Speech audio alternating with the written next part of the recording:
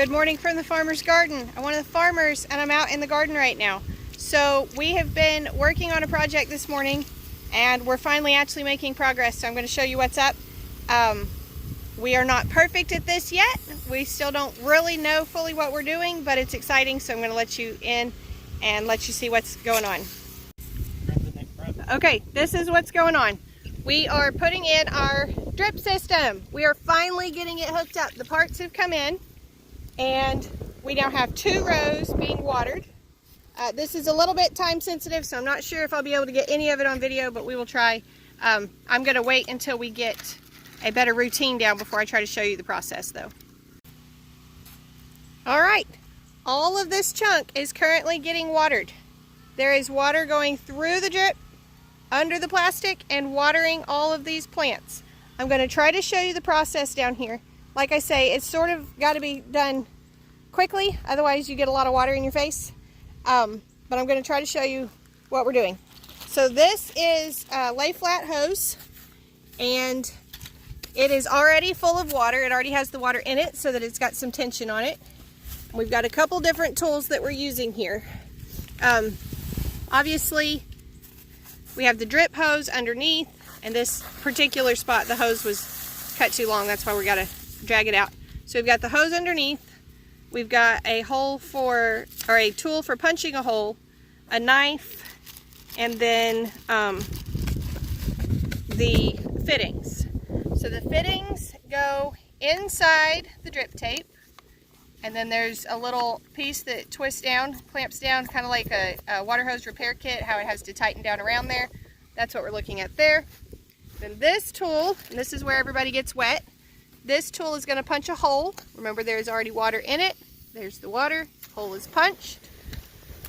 And then, woo, we're going to get extra wet this time. Then the tool, or the fitting, snaps into place. And that hose is now filling with water. You can even see there's one of the emitters right there. It's dripping. And all along under that plastic, there will soon be water coming out. Obviously, we've already lost all the tomatoes, but that will let us plant something else there other than the tomatoes that have died. And that's what we're going to keep doing all the way down the hill. It's very exciting. All right, so that end is obviously where we're hooking up. This end is the tail end of the garden, and you can see that we just have water coming out at the end. That means that the water has made it all the way through the hose, but now we have to close off these ends. So what we're going to do there,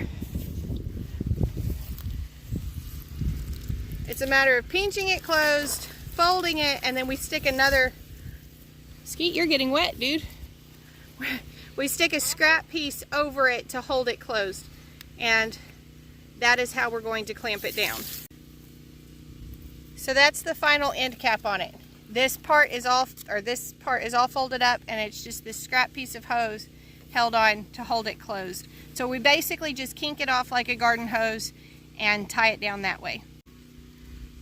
One of my favorite parts of a family farm is watching my family work together.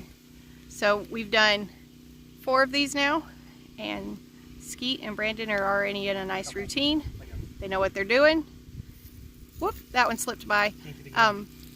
They know what they're doing. They're making it work, and it's just so fun to watch that cooperation in my family. Okay, I showed you the process for how we're putting these in. Now I'm going to show you how they work. So remember, this patch washed really, really bad earlier in the year. And so some of our hose is exposed, and that lets me show you what's up. So all through here we have these little tiny emitters, and it's just a teeny tiny little hole that allows just the right amount of water out. Normally this is underground, so what's happening is this is going underground. You're not losing water to evaporation, and your plants are getting to use all of it. So that's happening all through here. Emitter, wet spot, emitter, wet spot, emitter, wet spot. Actually, I'm seeing that the ground has just cracked here over the whole thing as it filled up.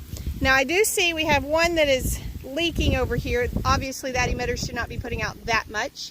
So we'll have some little things like that to fix and to tend to.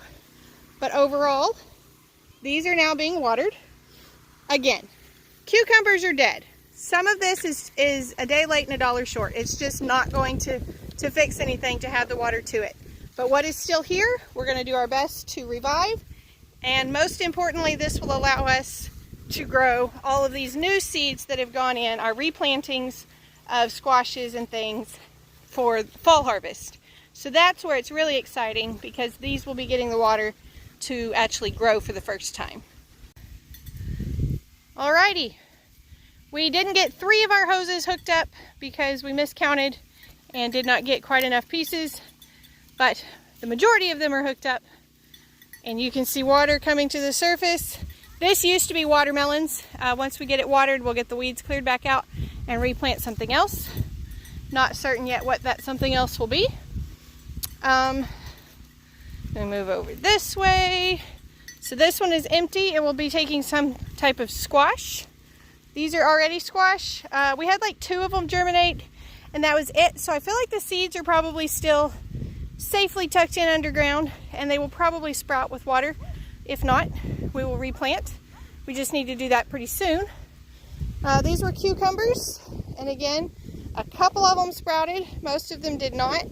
So we just have to hope the seeds are there. Tomatoes did not do well. We put out 140. At one point the kids counted, we were down to 35.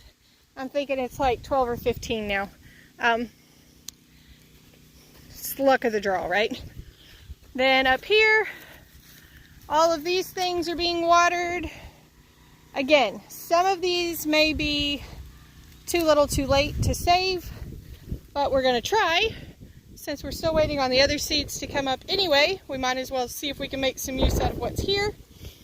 And there's water here, so we're going to see what we can do. There's our little issue that's got to be fixed. Most things are running exactly how we expected them to, so that's very exciting. If you've been around a while, you know how exciting this is. Last year we needed water.